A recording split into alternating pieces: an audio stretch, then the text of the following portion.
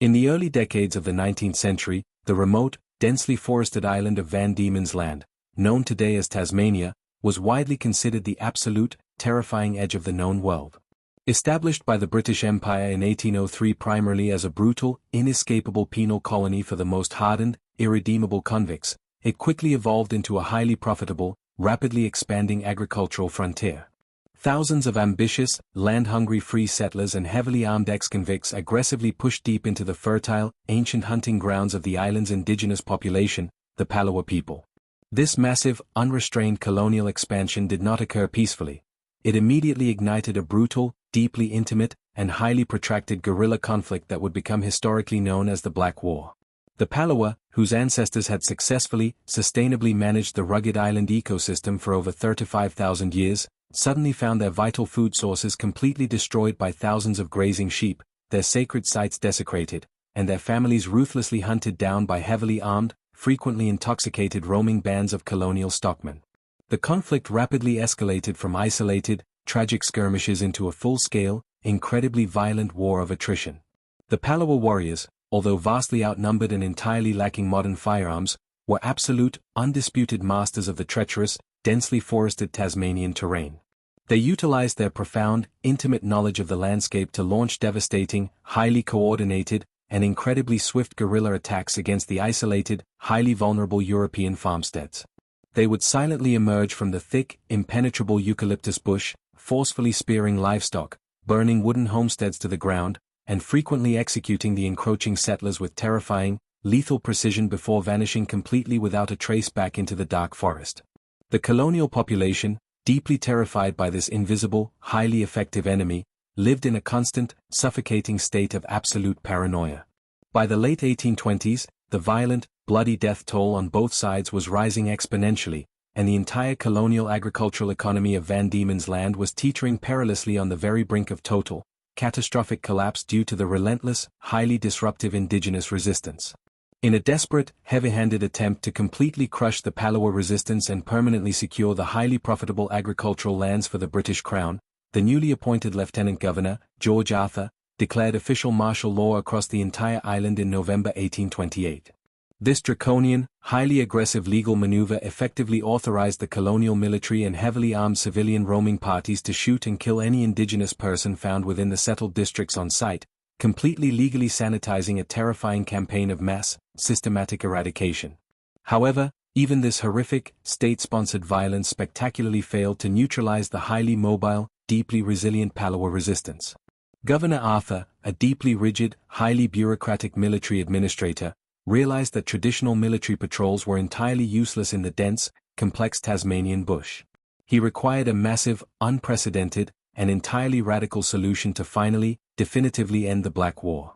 In late 1830, Arthur conceived of a staggering, logistically monumental military operation that was so incredibly ambitious, and ultimately so deeply flawed, that it remains one of the most bizarre and heavily criticized military endeavors in the entire history of the British Empire. He called it the Black Line. Governor George Arthur's grand, highly ambitious strategic vision for the Black Line was a concept of breathtaking, almost arrogant simplicity, directly borrowed from traditional European military maneuvers and massive, organized animal hunts. His explicit, uncompromising objective was to physically, violently force the entire remaining Palawa population of the settled districts, estimated at several hundred highly skilled warriors and their families, into a tiny, easily manageable, and highly isolated geographical bottleneck located on the Tasman Peninsula. To achieve this monumental, unprecedented task, Arthur ordered the immediate, compulsory mobilization of a massive, heavily armed human dragnet. He drafted nearly 2,200 men, comprising over 500 highly disciplined British regular soldiers from the 57th and 63rd Regiments, hundreds of heavily armed, conscripted convicts, local police constables, and virtually every able-bodied civilian settler capable of holding a musket. This massive, chaotic, and highly inexperienced paramilitary force represented a staggering 10% of the entire male population of the colony, representing a colossal, paralyzing drain on the fragile local economy. On October 7, 1830, this massive, heavily armed human chain was meticulously deployed across a massive, 200-kilometer-long front, stretching completely across the rugged, heavily forested heart of the island. The strict, highly ambitious military orders were absolute. The massive line of men was to slowly, methodically advance southward simultaneously, maintaining strict, unbroken visual contact with one another. They were instructed to aggressively beat the thick bushes, loudly fire their heavy muskets into the air, and create a terrifying, deafening wall of noise designed to panic and violently drive the Palawa people continuously forward, directly into the waiting, inescapable trap on the Tasman Peninsula. The logistical effort required to simply feed, supply, and coordinate this massive, sprawling army in the middle of a completely uncharted, highly hostile wilderness was absolutely staggering. Hundreds of heavily laden pack horses and massive, slow-moving wooden supply wagons struggled desperately to keep pace with the advancing line, frequently becoming hopelessly bogged down in the deep, treacherous mud and thick, impenetrable scrub. However, Governor Arthur's grand, highly rigid European military strategy violently collided with the absolute, uncompromising reality of the Tasmanian landscape. The terrain was not a flat, open European battlefield. It was a chaotic, deeply fractured nightmare of towering, ancient forests, incredibly dense, razor-sharp scrub, deep, plunging ravines, and freezing, fast-flowing rivers. The heavily armed, heavily burdened British soldiers and inexperienced civilians, completely unfamiliar with the incredibly complex environment, found it utterly, physically impossible to maintain the strict, continuous unbroken line. Massive, gaping holes rapidly developed in the chaotic formation as men became hopelessly lost, deeply exhausted, or separated in the thick, disorienting fog.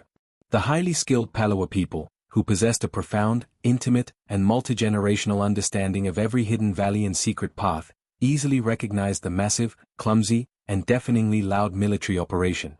Instead of panicking and fleeing blindly southward as Governor Arthur had arrogantly predicted, the Palawa simply, quietly slipped entirely through the massive, gaping gaps in the broken line under the cover of pitch-black darkness, entirely completely undetected by the freezing, exhausted, and deeply confused colonial forces. For over 7 grueling, freezing, and deeply exhausting weeks, the massive, 2,000-man army of the Black Line slowly, agonizingly pushed its way through the dense, unforgiving Tasmanian wilderness. The men were severely battered by torrential, freezing rain, heavily plagued by venomous snakes, and completely, utterly exhausted by the sheer, terrifying physical exertion of hacking their way through the impenetrable scrub. The massive financial cost to the colonial government was absolutely staggering, exceeding £30,000, an astronomical sum that nearly bankrupted the entire colony. Finally, in late November 1830, the deeply exhausted, completely demoralized remnants of the massive human dragnet violently converged on the narrow, heavily guarded isthmus of East Bay Neck, the absolute, final entrance to the designated trap on the Tasman Peninsula. The tension was palpable. The military commanders firmly believed they had successfully, completely cornered the elusive Palawa resistance. However, when the heavy military net was finally, completely closed and the desolate, scrub-covered peninsula was thoroughly, meticulously searched, the result was a profound, deeply humiliating, and absolute military disaster. Out of the massive, island-wide population they had intended to capture, the grand, highly expensive military operation had managed to apprehend exactly 2 individuals. One terrified, elderly indigenous man and one young, deeply traumatized boy. The rest of the Palawa population had simply, effortlessly completely bypassed the massive, clumsy military formation, remaining completely free and entirely undetected in the vast, dark forests behind the advancing line. The Black Line was officially declared an absolute, unmitigated tactical failure, fundamentally proving with undeniable, deeply embarrassing certainty that conventional, heavy-handed European military tactics were completely, utterly useless against highly skilled indigenous guerrilla fighters in a complex, densely forested environment. The colonial government, deeply humiliated and entirely desperate for a resolution, was forced to completely abandon the heavy, aggressive military approach and adopt a deeply controversial, fundamentally tragic alternative strategy, conciliation. The government commissioned a deeply religious, highly persuasive, and unarmed Methodist builder named George Augustus Robinson to completely traverse the island, seeking out the remaining, deeply isolated Palawa bands. Robinson's mission was to utilize peaceful negotiation to convince the exhausted, starving indigenous survivors to voluntarily surrender and be permanently relocated to a small, isolated settlement on Flinders Island in the Bay Strait. He falsely, tragically promised them physical safety, abundant food, and the eventual, sacred right to return to their ancestral lands. Devastated by the decades of relentless, bloody warfare and the devastating, invisible impact of introduced European diseases, the remaining Palawa leaders, seeking mere physical survival for their people, tragically agreed.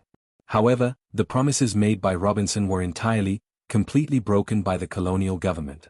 The bleak, windswept settlement on Flinders Island, Waibelena, was not a safe haven. It was a deeply depressing, disease-ridden internment camp where the vast majority of the remaining Palawa people tragically succumbed to severe respiratory illness and profound, unbearable despair.